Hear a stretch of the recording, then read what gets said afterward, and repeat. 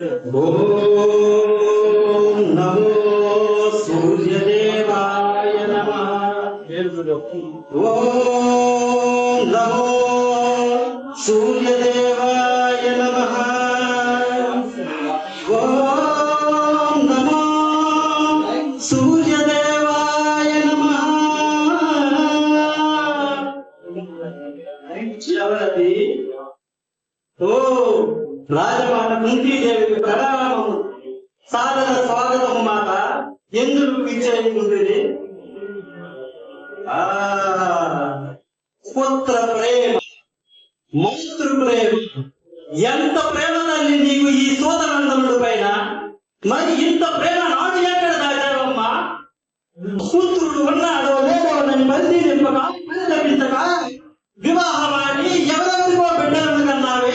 మరి ఆనాడు ఈ మాతృ సంబంధం ఏమైంది తల్లి?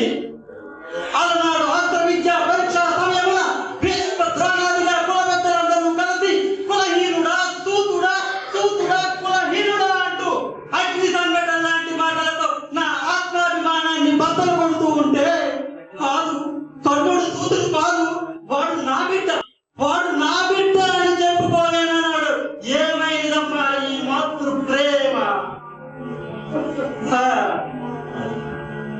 అమ్మా, ధర్ముడికి యుధిష్ఠిరుడిని కన్నా, పవనుడికి భీముడిని కన్నా, ఇంద్రుడికి అర్జునుడిని కన్నా ఇవి అన్ని ఇష్టమయ్యాయే కానీ లోకసాక్షి కర్మసాక్షి అయిన ఆ భాస్కరుడు కర్ణుడు నా బిడ్డ అని చెప్పుకోలేనాడు.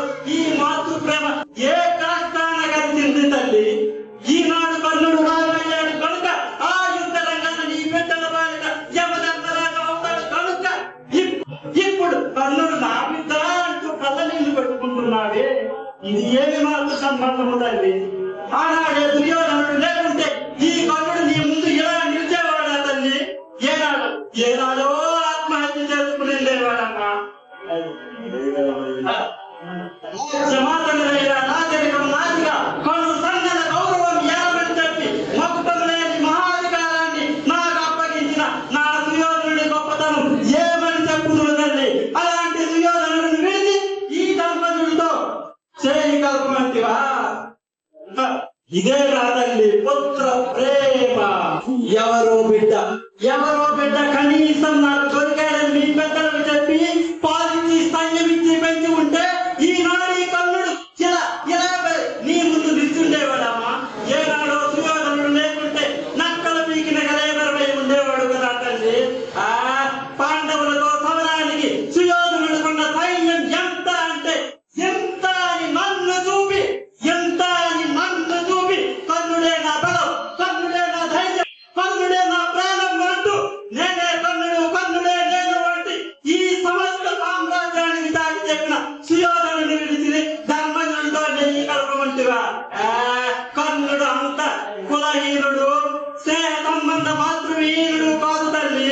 అలాంటి కర్ణుడు ఏ నాటికి అలాంటి పొరపాటు చేయడు వల్ల ఇంత ఏలా ఒకనాడు తన తొందరపాటు సమయమున సుయోధనుడి భార్య పొంగు పట్టుకుని లాగను. నా సుయోధనుడు నా పక్షాన్ని నిలిచి తన భార్య పక్షాన్ని చెప్పిన అటువంటి స్నేహమూర్తికి ఏమని తల్లి నేను సమాధానం చెప్పుకుంటుంది? అయినను వినుము, ఈ కర్ణుడు వద్దకు వచ్చి చేయి చాచి అడిగిన వారికి లేదనకుండా ఏ రోజు వెనక్కి తిరిగి పంపలేదు. కావున ఇప్పుడు తమరు వచ్చిన సెలవు వీయగలరు. మాతా ప్రణామములు. ఏమండి మాట? ఆయుధ రంగాన నీ బిడ్డలను వధించరాదు అంటివా? మాతృ ప్రేమను ఎంత చక్కగా చెప్పింది తల్లి. ఆ పాండుపుత్రులు మాత్రమే నీ బిడ్డలా? ఈ కర్ణుడు నీ బిడ్డ కాదా? ఇంత చక్కగా బహువచనం చేసిన ఈ మాతృ సంబంధం విలువ కట్టెదా?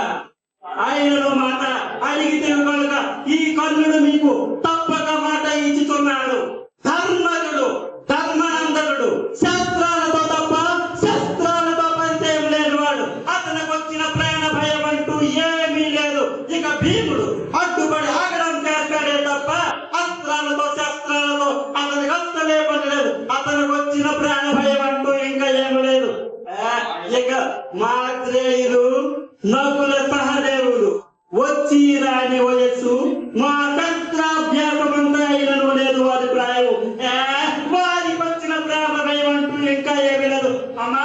ఇక మిగిలిన అర్జునుడు హరివీర భయంకరుడు అది ధ్రువంజనుడు అమ్మా. ఆ యుద్ధ రంగాన అర్జునుడు నాకు ఎదురు పడినప్పుడు నన్ను నేను మర్చిపోతాను, నన్ను రారాజు ఆహ్వానిస్తాడు. ఇక మిగిలినది కర్ణుడా లేక కౌంతేయుడా అన్నది దైవ నిర్ణయం. మాతా రాజమాతా కుంతీదేవి ఆ యుద్ధ రంగాన మహాయుద్ధ రంగాన అర్జునుడి ప్రతాపానికి ఈ కర్ణుడే కూలితే, ఆ అర్జునుడి ప్రతాపానికి ఈ కర్ణుడే కూలితే ధర్మ భీమ అర్జున నకుల సహదేవులు 5 నీ కుమారులే పాండవులే. అదే ఈ కర్ణుని ధైర్య శౌర్య పరాక్రమానికి, ఈ కర్ణుని అస్త్ర విద్యా విశారదకు అర్జునుడే కూలినట్లయితే అమ్మా, అర్జునుడే కూలినట్లయితే కర్ణ ధర్మ భీమ నకుల సహదేవులు 5 నీ బిడ్డలే మాత. 6 బిడ్డల మాత. నీ